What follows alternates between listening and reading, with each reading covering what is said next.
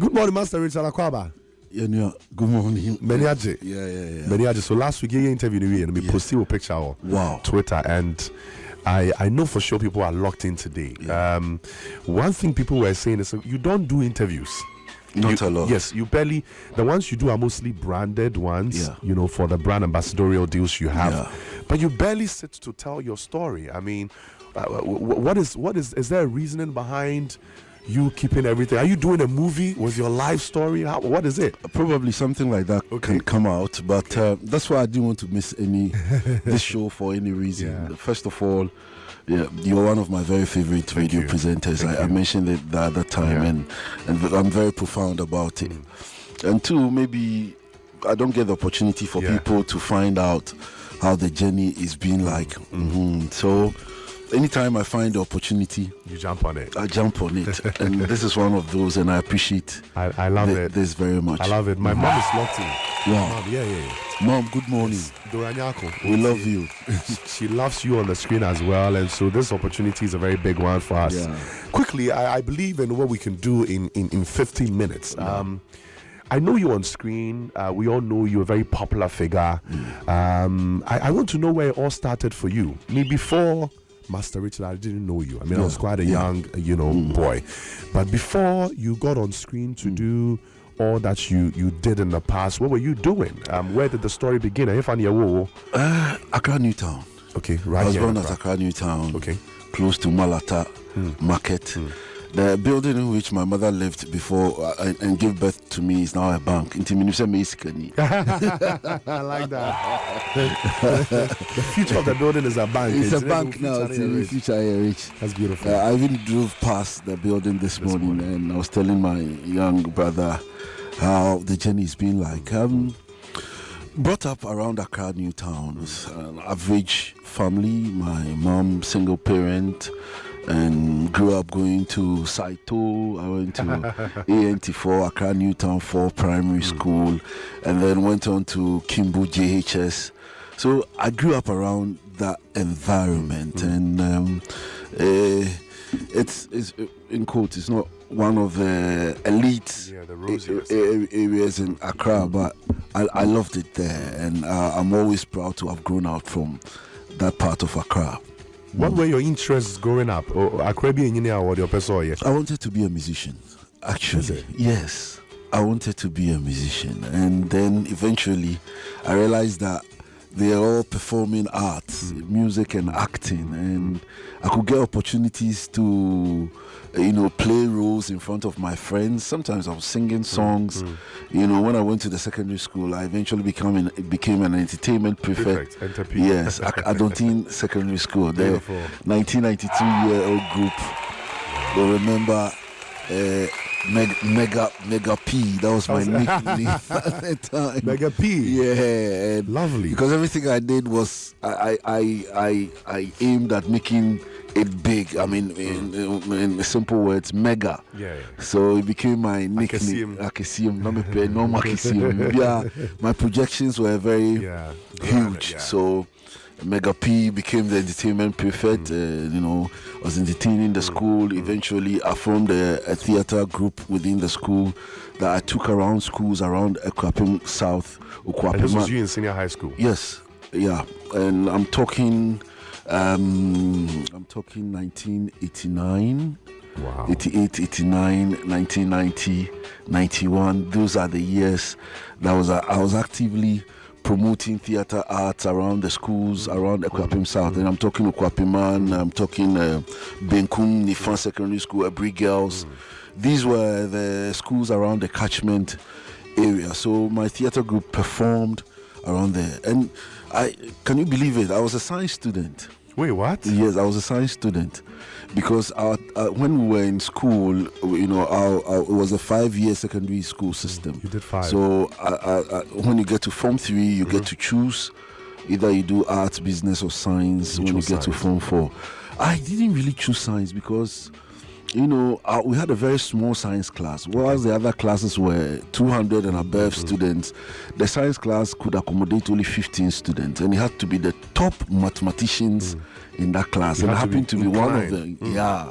Happened to be one of them. So I decided, it was more of a privilege to be called a science student than to belong to the other classes. So I did science, and every day I talk about this because we lack career counseling in our schools. Probably if I'd had adequate career counseling, I would have done arts, and that could have probably made projected you farther per what I was doing. But I did science, and I wasn't going for science practicals. I was rather at the dining hall rehearsing for plays and stuff like that. Was it a challenging period? It was. It was, because my mates are like, you're not serious. We had the chemistry practicals, and you are at the dining hall rehearsing. But my interest was this way, so I pursued that, even though it had effect on my grades from school. I didn't do badly, actually, but the effects were so clear to see. So then I discovered that was what I was born to do, a performer, because I was musically inclined as well, and I had the talent to act.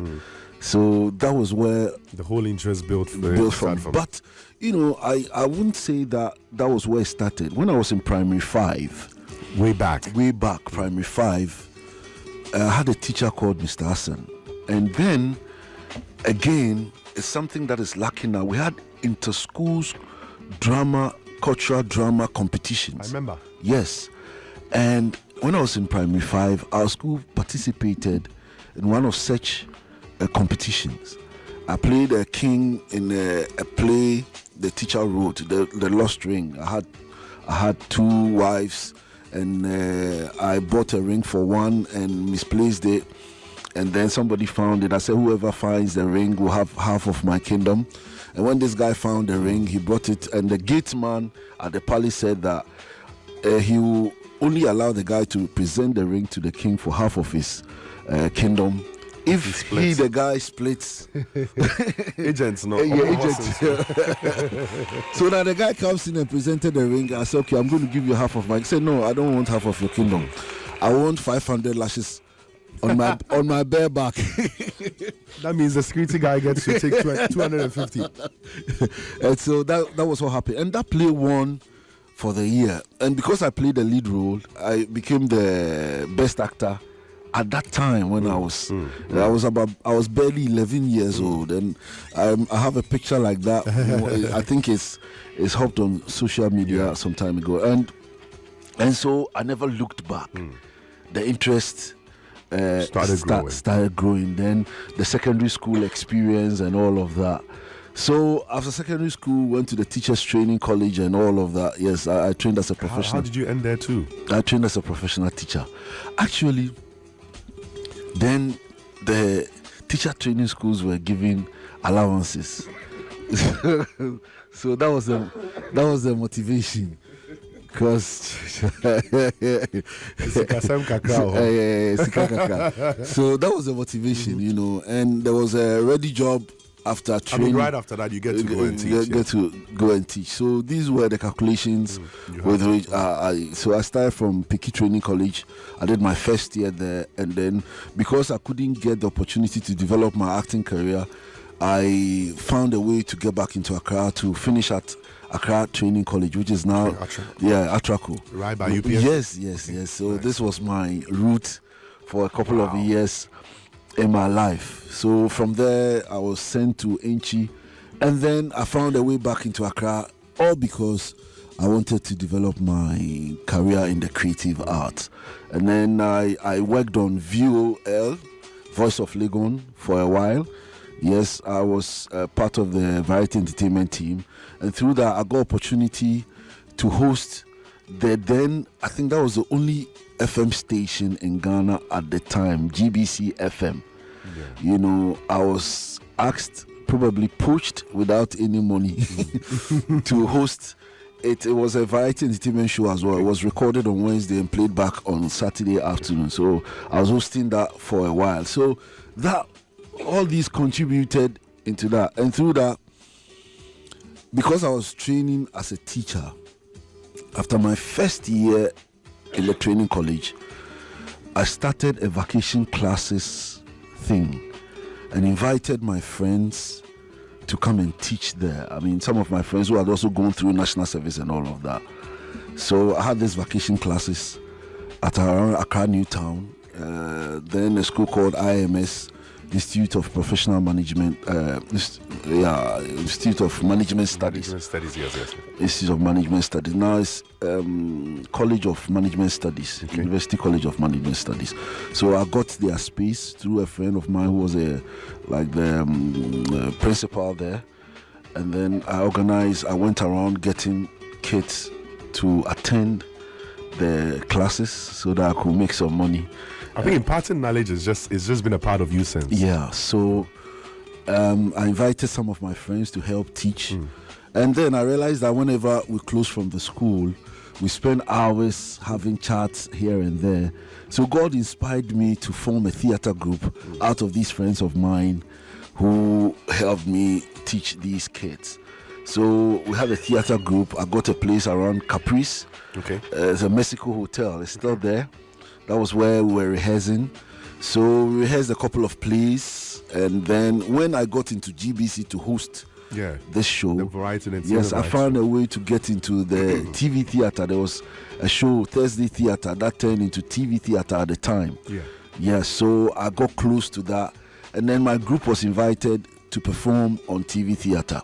And I tell you, and this was a group you had organized that was practicing at the Mexico Hotel. We were practicing at the I picked the scripts from Legon Baum Library. So these were not professional theater students. It was a group you had organized, and you were picking scripts tips from, and then learning my way to even coaching them. Wow. So I was directing and acting the main roles at the time. Then got into TV theater at the time. So it was all coming together. It was all building together. And then Sokrit Safo, our very own Sokrit Safo. Our own Sokrit Safo. Okay. He gave me my first big break in film. Wow. Yes. He was then the director of Haki Films. I remember Haki Films. Yes, at the time. Haki Films and HM Films were the biggest film producers in the country at the time. So Haki had Sokrit as their director. And I kept going to him to give me an opportunity because I needed an opportunity to also inspire my group members. Yeah, the ones after you, so eventually he gave me one. I remember after how many tries? Oh, a couple of years, 2-3 years. I was chasing him every time I go into Accra. The office was based in at Opera Square. Okay. So I'll go there and say, "Don't worry, I'll find an opportunity for you. Don't worry, I'll find an opportunity." So even this opportunity that came was supposed to play a bogger from Germany who had come to marry a rich man's daughter and all of that. And actually, in my own estimation, I didn't even look like a bogger. The guy from Newtown. And can you believe it? Some of the actors on the production resisted. They asked him not to use me because I didn't look like a bogger. And plus, I mean, they didn't know you in the circle. They didn't know me. But Sokrit insisted. Yeah, he took me to Kumasi. That's where we shot the movie. It was called True Love. And he had me have a nice haircut. He had me had waves on and my costumes. And I transformed into a bogger to play the role. I didn't even know how to drive, but I had to drive. So I had to learn on the spot how to drive because I couldn't lose that role because I couldn't drive. So that was how it happened. Safu gave me that opportunity, Sokrit, and I'm so grateful to him every time. After those 5 days that we shot in Kumasi, when I came back, I thought of myself as a filmmaker. You had gone in to shoot. Yes, as an actor. Now you had the acting experience on the screen. Yes. And all of that came together. And so you were now seeing yourself as a filmmaker. You can put the whole production together. And I have a group there who were also very, very interested in acting. And when they saw me in the film, they were all inspired. So we wrote our own script as a group. And then we decided to produce it. So some of the group members had to find cameras. I remember a lady whose boyfriend had a camera. I said, "Go and bring it." We're now organizing everything. Yeah. And we shot a movie that was aired at the Ghana Films Theatre. And that was a major thing for me, a shot in the arm. So that happened. TV theater was going on, and all of that. And then eventually, I had opportunity to work with a production company, and this production company, through that, one man came there who was producing a television series called Taxi Driver. He was a director, and he came to the studio to do some dubbing, and he was watching the screen there, and he saw a stage performance that I have done, and was showing. I played an Togbi in that series because I learnt my way to speak my brother's assistants for the reason that this afternoon we are on the YFM. And my brother is interviewing me, whether you like it or not. So he saw that, and I was standing right by him, and he said, "Who is this?" And the guy said, "That's him." That's him right there. I said, "Are you sure?" He said, "Yes."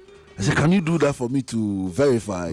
So I did a bit, and then he went out again and came back. Said, "Listen, there is a series we are going to shoot. Wow. And it's called Taxi Driver. There's a role called Master Richard. He's actually directly opposite what you're playing now. But once I think you can do this, you can also do that as well. Because this was an Efu now coming to play an Ashanti Boga. You know, you can just imagine. So he gave me the opportunity. And the script, the role for Master Richard was supposed to be just one episode, the first episode, to introduce the owner of the taxi, because it's Taxi Driver series, and the focus will shift back there. Back to the driver. So it wasn't an extensive role to play. But after the first episode, they decided to write me in the stories. So that means they had to change the entire course of the story. And write me in the story. Because you aced it. Yes, so by the grace of God. So that was how Taxi Driver came about. And around that time, I was also looking for a radio job. And because I've done variety entertainment at GBC, and I found my way to go through the GBC radio training school, trained by Sam Yeboah, one of our A's main broadcasters. So I started looking for a radio job.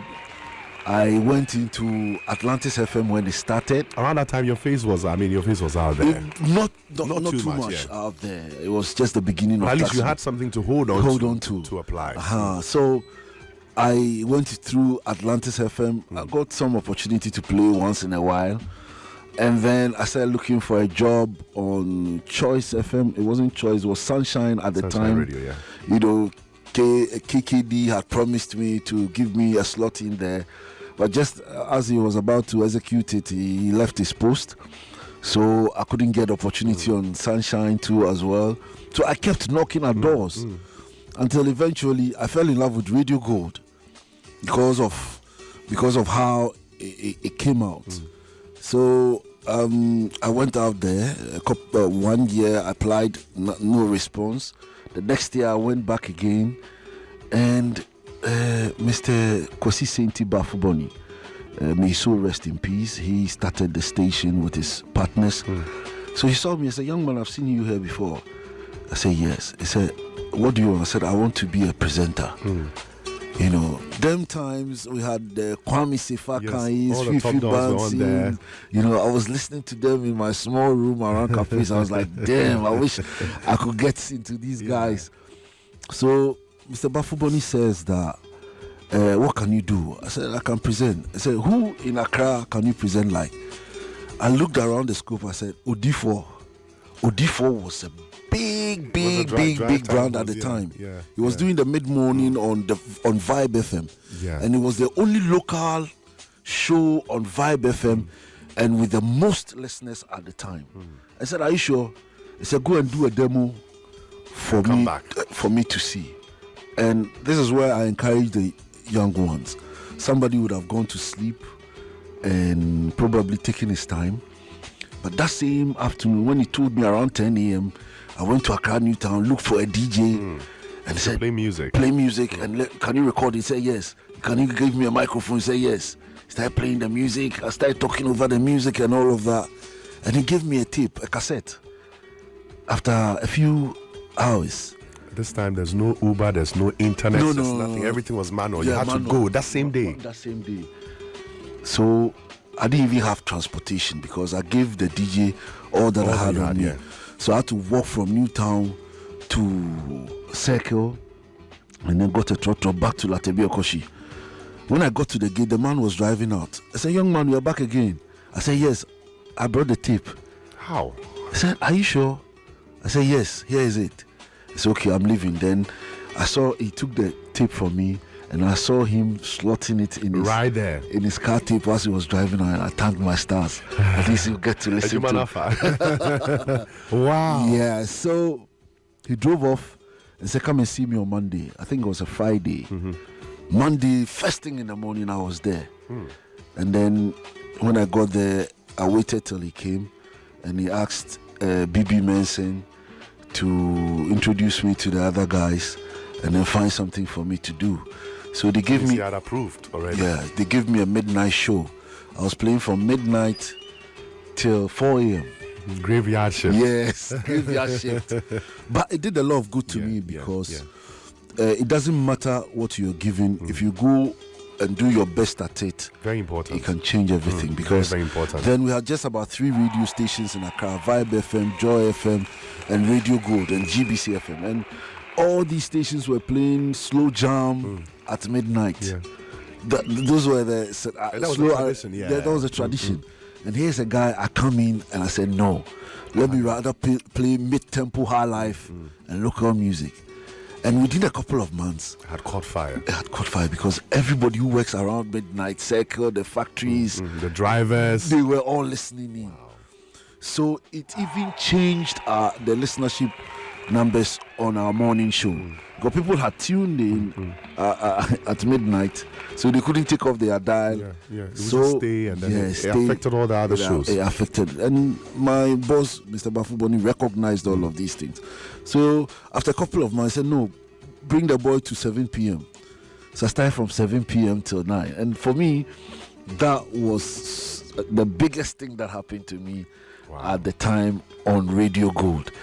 And I didn't stop at it. I had coaching from Kwame Sifakai. I always say a big thank you to him. He's a big brother to me. Around the time, he would take me out, had some lunch, and then he would tell me, okay, this thing you could have done it this way. This thing. So when there are people who think that Kwame is my mate. No. Chairman General will tell you. He's my senior. He will tell you. He prepped me, and I'm always grateful to him. He's been a big brother since. And we've worked together on different brands, Customer Start, and all of that. And that was what happened. So eventually, the guy who just came in, within the second year, I became the drive time host for the station. And I was one of the biggest drive time hosts on that station because around that time I had a series of nominations. Then the Radio and TV Awards was invoked, so I had a series of nominations. I created some segments like Kokonsa and other segments on the show. Kokonsa won the radio segment of the year at a point. And all of these things came into play. And then Taxi Driver had also started flying. I was going to get to Taxi Driver. I mean, it was an opportunity. I don't know if it's fair to say you didn't expect. It came and then you did it. But then, what about Taxi Driver do you think shot your brand and personality into the limelight? What about it? What did you guys do different on Taxi Driver? What kind of effort did you have to put in there? Then we'll talk about the kind of people you had to work with. Taxi Driver was actually created by John Kay. I don't know if you ever heard of him. He's one of the biggest music producers Ghana has ever had. He produced Thomas Frimpong. He produced Ben Braco. I don't know if you know these artists. I think Ben mentioned Ben Braco. I interviewed Ben. Yes, Ben Braco was made by John Kay, and he did other artists. Paulino Drew, John Kay worked with him. He was the one actually bringing Nanaya up, Pat Thomas's daughter. Yes. I mean, he had coached the lady for a long time, but eventually he passed on. John Kay created Taxi Driver. He was the creator of the show. So, and everybody at the time knew his level of creativity. So Taxi Driver was no news. And then the people he put together to produce it, Imalola Pia, He was the first director of the show. He picked me up from the studio I'm talking about. Emmanuel Appiah is still around. He's been producing Hotel St. James and a few other things. He's even family. Yeah, I think he's doing something on DSTV now, some Accra Medics. That's his production. Yes. So I think they even had a very huge series. The one that had a family. Yeah, he's done a lot. Emmanuel Appiah has done a lot in the landscape. A.P.A. That's him. Emmanuel Appiah. Perfect. He's one of the guys who gave me that opportunity. So the stories were natural, Ghanaian. Ghanaians are relatable. They have seen Ashanti Bogus around Tiptoe and all of that, Kumasi, KGT, but they are not seeing the Ashanti Boga on TV. And this is the first time, they had the character playing on TV. And for me, though I have an Ashanti background, my dad is an Ashanti, I never lived there, but I went out to study and look out for these buggers whenever I meet them around and the way they go about it. Joe, I'm a full job, but they are packing me yourself. They are packing me yourself. You are good affordable. Beside kuta incomplete car. What's that? Incomplete car. Convertible. So my days. So these things came very handy, and I realized people enjoyed it. Unfortunately, when John K passed and sponsorship was very difficult, though the show was good, for me, Taxi Driver, apart from a show called Osofodatsi, is one of the biggest Ghanaian shows that and I'm so proud to have been a part of Taxi Driver. But Osofodatsi for no abani to daima ubia, but Taxi Driver we are still available. They are putting too many. She's still. I can't how many days. I can't 10 days. But 10 days we be with me. But I mean, it was a beautiful production. Yeah, it was. Some of us grew up watching that. I'll put Taxi Driver out there. Mention other ones. Eventually, I did Dada Boat. Dada Boat I produced by myself. Yes, you did. It's a production you did yourself. There were other series that were tough then. Things we do for love. Sofodadzi, like you mentioned. A lot of productions were ongoing that time. I mean, when you look at Ultimate Paradise. Remember? Yes. I played a role in that. Yes, Inspector Bediako. Too. You did a lot of that. It was, you see, I want to ask a question, you look at our current, states of the arts industry, and people aren't really doing much when it comes to that. There are a lot of, private productions here and there, but then you can't really count 10, or let me say 5 TV series, that are like driving a lot of views. Per your experience, I mean, and I wouldn't want to use logistics or technology as a factor, but then back then things were done manually. You guys had to use the analog cameras and the likes. Analog editing. Yes, analog editing. Scoring, all that had to be done manually. You were still able to attain a certain level of excellence and attention so much that you couldn't go unnoticed. These things were on the lips of everybody.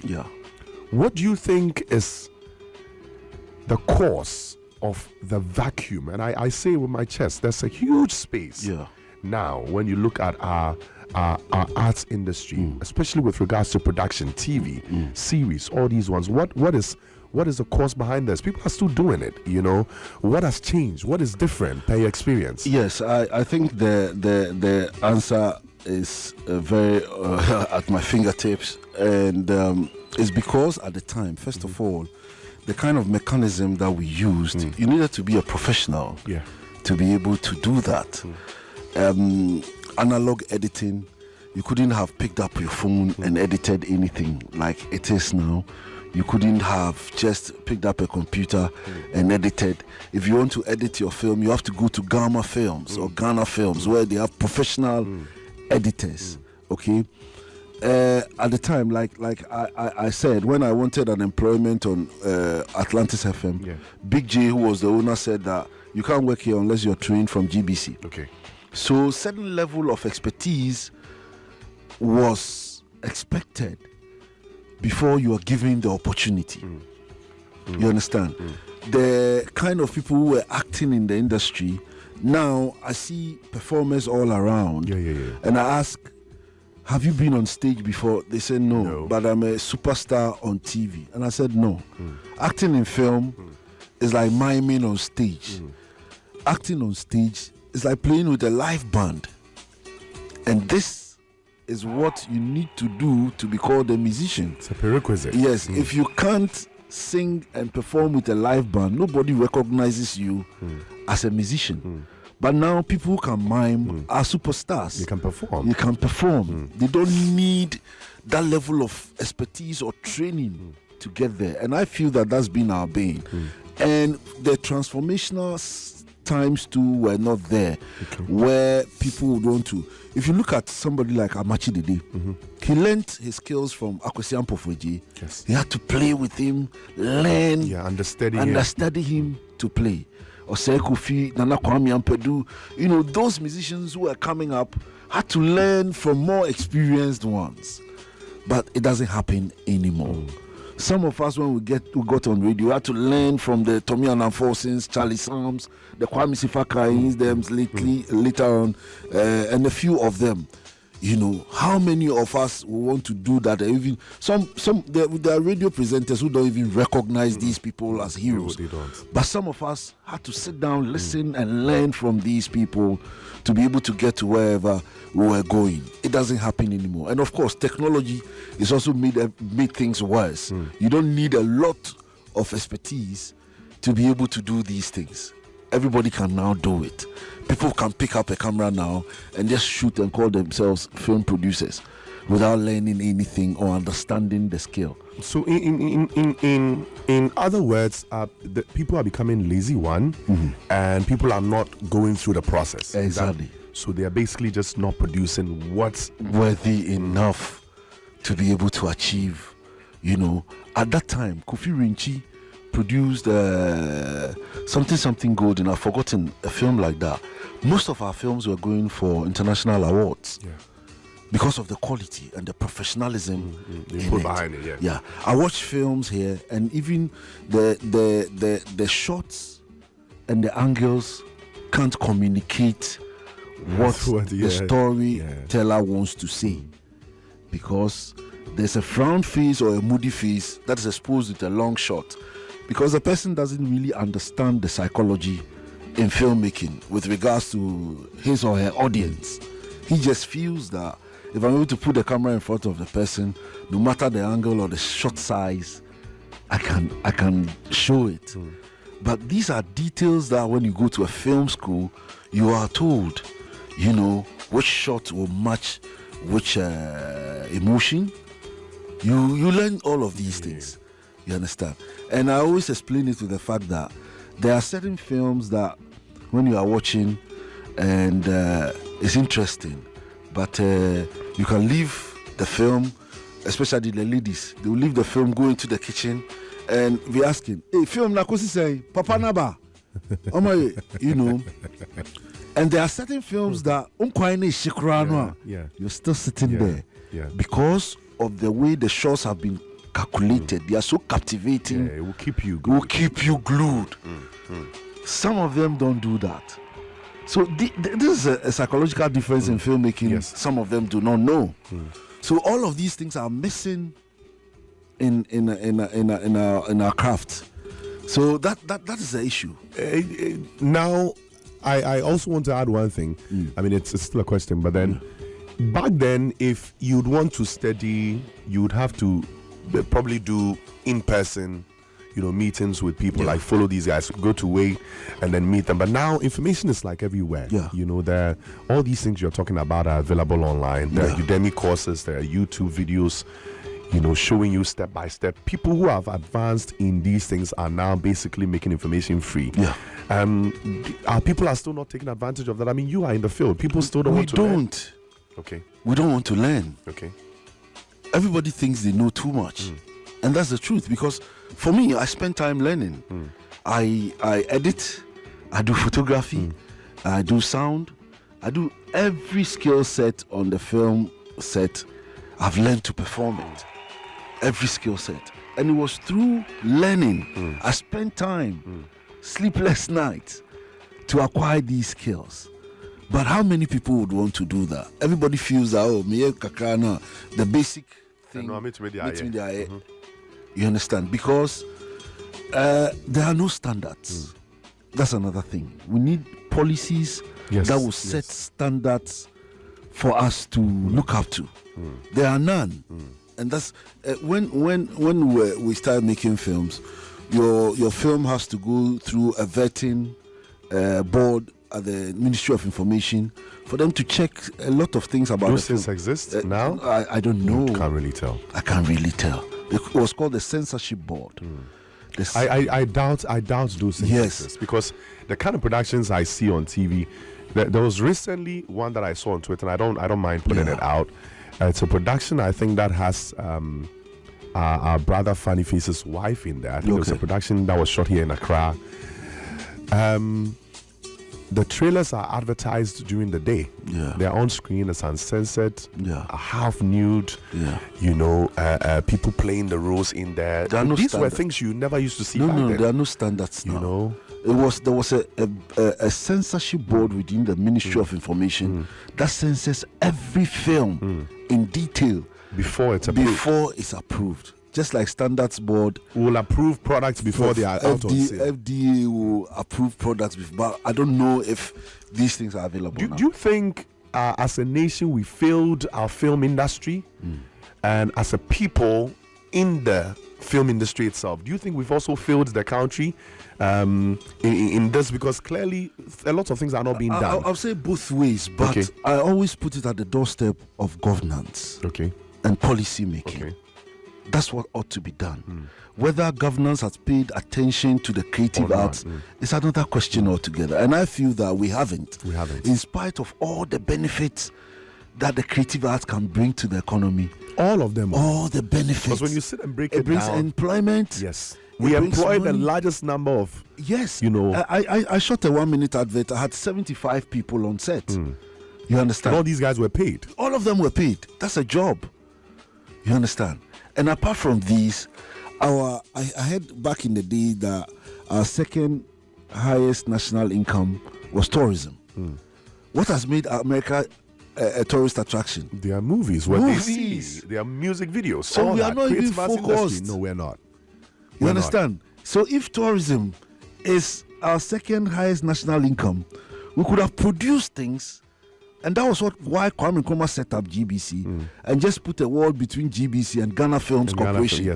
So that Ghana Films Corporation right there will advertise. And they're not even very far from the ministries. Yes. Right there around the corner. So they will produce to show Ghana to the world. That was the intention. Kwame Nkrumah took 4 Ghanaian boys to India to study film directing. Kofi Rinchi, blessed memory, was one of them. I learnt off him because I worked with him for a lot of times. You understand? Eventually, even when I started my business, in his pension days, I employed him to work with him. And the reason was to learn off him. He was one of the first boys Kwame Nkrumah took there. And Kwame Nkrumah, that was his motive. To advertise Ghana through our filmmaking and documentaries, and then establish GBC to also show what we produced. But how many of our government have paid attention to this? They don't even know the value. You understand? So if tourism, after nothing has been done to it, could be our second national highest income earner, imagine if we did something to it. Apart from that, if you go to countries like Finland and all of that, their health budgets are cut to halves because of the level of entertainment and creative arts in those countries. I know countries like Sweden even fund creative arts. Yes, because fund artists. Because it kills blood pressure, it kills depression. And it sells the country too. Yes. So if entertainment and creative arts is working well here, most of our depression and blood pressure issues will go down. The government will spend so much on medications for these diseases. You understand? And it is blood pressure that causes kidney and all of that. So we wouldn't even need the kidney thing for free if we are stopping it from the start. Master, let me ask you, okay? You've been in this business for a long time. Yeah. Apart from money you get from, let's say, brands for doing services to them, have you ever had any form of funding from any government? Because you've been around for a long time. Yeah. Funding from any government in the form of loans to support your production. Is there anything like that? How accessible are they? Maybe in future. Maybe in the future, but you haven't. Nothing. And I always say that, you know, we could have picked musicians. I wasn't even talking about myself. There are musicians that the government could have pushed to attain some international clout and make money for the country. Because I mean, when they go with Ghana's exactly. name. But governance, they don't think about that. There's they don't a guy think about the called, creative Stanley Enau. Which country is he from? Stanley Enau. Stanley is funded by the government. Yes. You know, when he has to go out for events, there's a bit of their budget they allocate to him. Exactly. I stand to be corrected, but I know for sure this is not.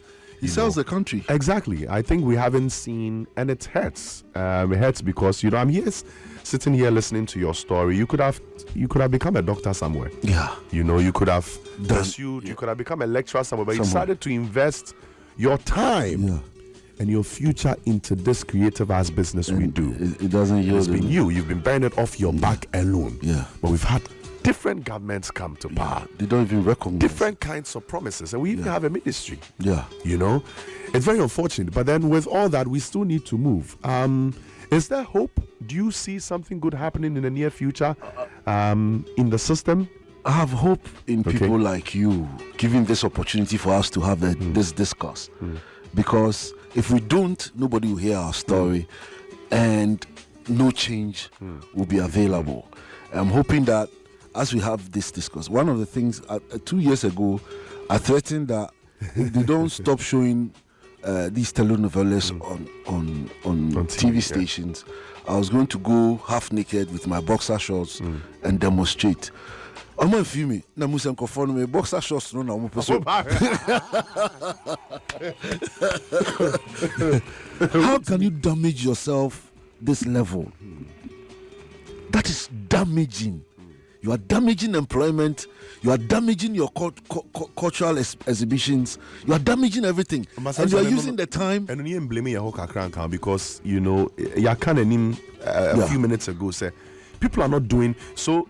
If the productions are not captivating, if people are not producing the right ones, I mean, let me put aside the ones who are doing a good job.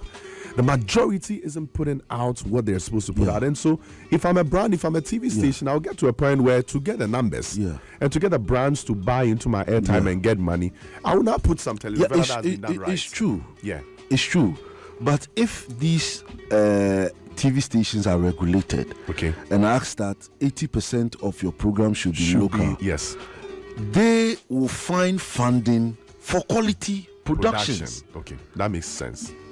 I understand. And because they are going to pay for this, banks probably will be also interested in investing because there's going to be some buy for them. Because now people are producing on their own. When they get small money, they get equipment, let's shoot something. And there are no standards. DSTV, Aquaba channel, they are doing that. They are investing and they are giving the money to professional producers to give them that level of quality and standard. That's very true. Netflix is doing the same thing. Yeah. So if they are regulated, it's because nobody is regulating them. You know, they find it interesting to find cheaper programs. And what they are doing is that they are advertising other people's cultures. They are giving employment and money to foreign producers and actors. And they don't care about our own. So that is the damage this thing is doing to us. And nobody cares. Everybody is looking at this as if it's nothing. Has there been formal communications on this? Have you tried, reaching the relevant authorities? We have a ministry. Of course. I mean, through the Actors Guild and all of that. The guild still exists? That's another problem. Because most Ghanaian actors are not professional actors. Especially for actors. Even some musicians. How many of the musicians are doing full-time music? Part-time About music. 90% of Ghanaian actors are doing part-time. They work elsewhere. Ajiti Anand, he's a teacher at NAFTI. He does other things. Acting is part-time. Look at this fine actor who can't do acting full-time. That is sad. You understand? David Donto can't do acting full-time. Myself, I can't do acting full time. That kind of boss. Because we can say acting full time. What you bebu? Kombedo. But you've done it. You've done it for a while, and it brings me to my next set of questions. Yeah. Aside the acting, aside the radio, I mean, I'm going to ask a question about radio in a bit, but then you are one of the most decorated, commercial voiceover artists in Ghana. Aside the brand ambassadorial ones you do, almost all the big brands, some way, somehow need your voice on there. What in your opinion, brings all these brands to you? And what level of dedication do you put into executing their work so much that they keep coming to you? Why do you think they keep coming back to you? What do you put in your work to ensure that you turn out the kind of product you turn out? First of all, I'm very spiritual. Okay. Yeah, I'm not so religious, but you're very spiritual. I believe so much in the power of God. God has done a lot in my life, and I never believed could happen in my life. So I ascribe most of these successes to the favor of God. That's the first thing. But apart from that, I also work with His wisdom to, first of all, able to educate myself very well in the craft. That's one. And learn so much about the craft, and also commit myself to what I do when I get the opportunity. I always say that the level of commitment I put into what I do with these brands, probably they could find somebody could do better than me. I'm not saying that I'm the finest in that regard. There are people who can do better, but they can't pay them. I mean, you can't pay even somebody who will do it at my level, because I don't always look at the financial returns. I focus on how to build the brand. So I commit myself into it prayerfully, work hard at it, live with the brand. If I'm supposed to produce, I produce most of my TV commercials myself. If I'm supposed to produce, I live, eat, drink, sleep what I want to produce, and ask God for that vision and also the ability to do it. So it's a lot of things coming together to do that. And for my commitment, that is A grade. Once I'm committed to a brand, I get opportunities away from the competing brands. But irrespective of how much this brand is paying me, if you come competing and you even offer me a bigger stake, then I know that then if I could work with this brand, we could achieve the same results that you are offering. And then I put in my all. Once I'm identified with a brand, it becomes my own. You own it. It becomes my own, because that's how I feel about it. Though I don't make the profits from the bank, I make the profits from the public. I love that. Who is Cinema Fair? Do you have any regrets on anything you did in the past? You come off as someone who makes very informed decisions. Are there any moments in your past where you made certain decisions you've regretted to date? Any at all? I don't count them as regrets. Okay. Whatever I go through, I take as lessons. A couple of weeks ago, I said it on a platform that the major regret will be depending on humans for salvation. Humans can fail you. They are themselves so feeble that they can't even feel themselves. They can't even feel themselves. I'm not disputing the fact that they are destiny helpers, but they come with when God assigns them. But if you live expecting another man, another woman to redeem you from wherever you are, that's failure itself. That is a regret that I've been through a couple of times. But apart from that, anything else negative becomes a big lesson for me. That is how I learn my ways in life. So if it happens, I try not to make a lot of mistakes. Yeah, you just chest it and Yeah, move. but if it happens, I look at it as a lesson. You know, And you so build on it. I always drive positive lessons from even the negative things that happen to me. Yeah. In the course of your career, a lot of us didn't see you for a period. Yeah. And after a while, you came back and announced that you had been certified by FIFA. Yeah. After studies in the UK. What informed this decision, and where did sports even come in? Because, you know, with all you said along the line, it looks like you always, some way, somehow branch into something new at some point. At what point did sport come in, and what informed your decision to go to the UK to pursue such a career? I used to play football. Is it? At the coach level. Actually, I wanted to play for the national team so bad. So I was playing very hard in defense. I would have been one of the best defenders Ghana ever had. Yeah. But I had a bad injury when I was 16. So that kicked me off. And at the time, you were not even allowed to play football by your family. When I go to play football, I have to hide somewhere till my mother goes to bed before I'll be able to come home. Because she thought that wasn't too good a thing at the time. People didn't really see the benefits of football at that time, but I wanted to play. I mean, I was in the same team with Abdul Mijima, who captained the Satellites. He captained and assisted. He was my captain at Olympics Babies. You know, the Ibrahim Tankos and all of that. So football was something that I loved so much. And so at the point that I couldn't play, I still loved it. And then it came to a point where I went to live in England because my family had gone there. My kids were there. The woman in my life at the time was also there. So I left for a while to, you know, help them settle. And then also took advantage to do some courses in filmmaking and all of that. Then one day I took one of my boys to a basketball court they were playing football on, and my boy started dribbling the boys, and I knew that football was in his blood. So I started finding opportunities for my boys to play football at that age. They were just about 6-7 years, and it was through that I realized that the English football was going through a transformational time, and English football, they've just realized that at the time the creators of football were not winning anything, and they wanted a big transformation. So they had gone through a scientific transformation.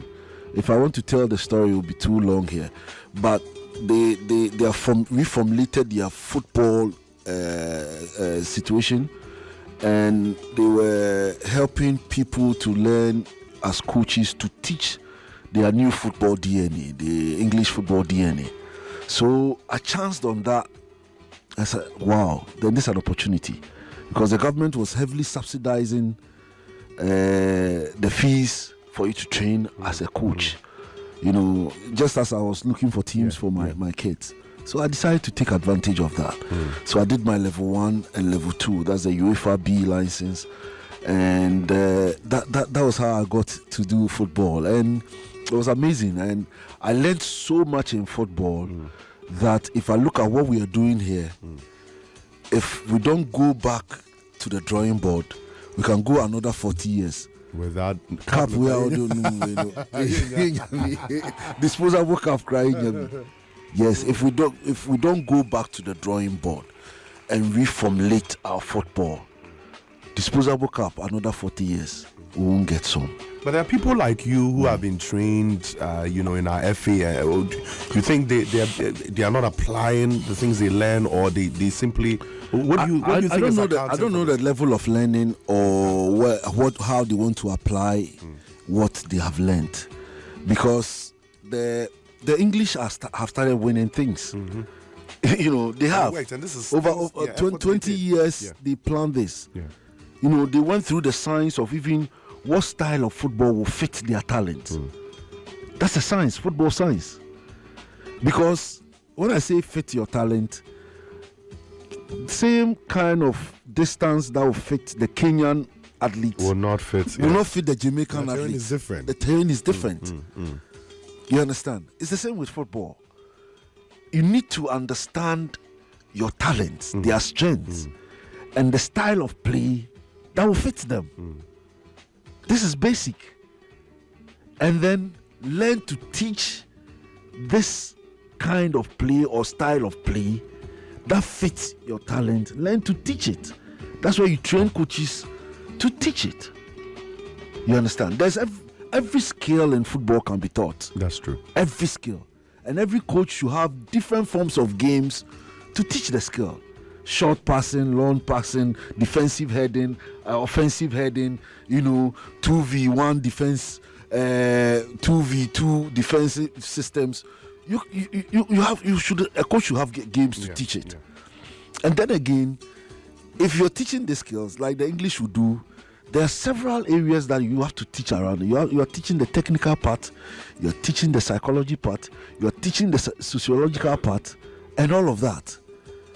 And that is why most of our matches that we have lost were psychological losses, because most of our players are not psychologically disciplined. So, they are not. So me to say for a couple. Exactly. And you want to win titles while somebody is building from the grassroots 5 months ago. Grassroots, because when you go to England today, they have kickabout centers. These kickabout centers are part of their football policy. I know what they are for. You can take your child who is 5 years, 6 years, who doesn't know football, to this kickabout centers. And that's an intentional part of their football to grow the interest. They want the child to have the interest around. Park be out any football be our park no. A crowd crab no says I don't know. What's that? And even from age 7 till age 11, you don't play the full size park. The football size is also different. The pole is also different. In Penny the boss more pool. What they are calling full size park so and quite discouraging. Otumrika want to was a football and yard papa. Wow. But these people are building it through a system, through a policy, and they've made district or council FAs very autonomous. The FA is not just at Accra there, where Mr. Ketokwiku and his people go and sit. It's built the entire yes, AMA has an FA president. Northern region has one. Yes. You understand? And these people are building football from that time. And the government also makes sure that if you start a team, you need to employ a coach who has been trained with the new methods before you can start. That's a prerequisite for the team to be formed. And I like you Gruza and a plan, no? Yes. Also updating, Also updating. We are company now who sponsor and Kolani be teams are unya tax rebates, even from the same district. So if YFM wants to sponsor a small team around Medina or Legon, YFM gets do it, and the tax they just waive off some taxes for them. So these are policies, real-time policies that has been developed to encourage football. Build it from grassroots, and even between age 7 and age 11, girls and boys play together. That's why the female teams in England are doing so well. Until age 11, they play together. So these are all, basic things we need to do to pull our football up, and we are not doing them. And we say blaster. Maybe FA president, I'm a good blasters, and for the next 5 years or 10 years, we wouldn't compete at that level. We'll build all the money they spend on blasters. It should build parks. It should build autonomous FAs within the district assemblies, and grow football from there. Otherwise, said the American, another 40 years, disposable cup crown. Thank you so much, Mikki Osei Berko, for joining us this morning. We've gone beyond the time permitted us, but I do appreciate this. We appreciate your time. Thank you very much. You're such an inspirational figure. We appreciate you. It's very unfortunate we couldn't go deep, but I think somewhere along the line we'll come to the studio. Yeah.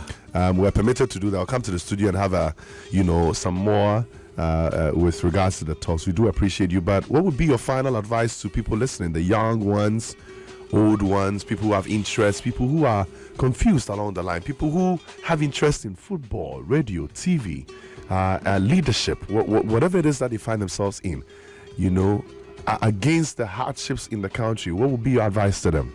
Build yourself a skill. Okay. There are people who come around and say, "Oh, Pastor Richard, me pejuma. Me say juma be na bitima. O say juma bia, na me say okay. Plane BC airport on per pilot. Coach. Build yourself a skill. Learn whatever you are interested in. Photography, for doctorate degrees, master's degrees in photography. And to build yourself, I'm starting a school. You mentioned Central Arts and Media Institute, and that is the principle. Okay. To build those skills and elevate it to that standard that can meet the international standards, because it's very, very important. Until we do that, we're not going. May say ebia yenimi Ghana minya international star mpese me Matthias nti misua said they are international star with Germany, you understand? So but it all comes to the level of the skills to be able to match those standards. So that is what it is about. So if you look at your interest, build skills. Or find a mentor who pursue DJ Papa Yotiwe, DJ Ganj, veteran. These are the people you get close to and learn off them. You understand? So that you can also acquire that same level of skill and probably even build on it to become better than who he is. But how many of us want to sacrifice that? You need to even to learn, and that is a problem. So let us build skills and then move from there. All right, thank you so much. Let's build skills and move from there. Develop yourself, basically. That's Master Richard for you, Mikki Osei Berko, my guest for today's Wiley the Board series. Very big thank you to MTN Ghana. YTV, yearn for more.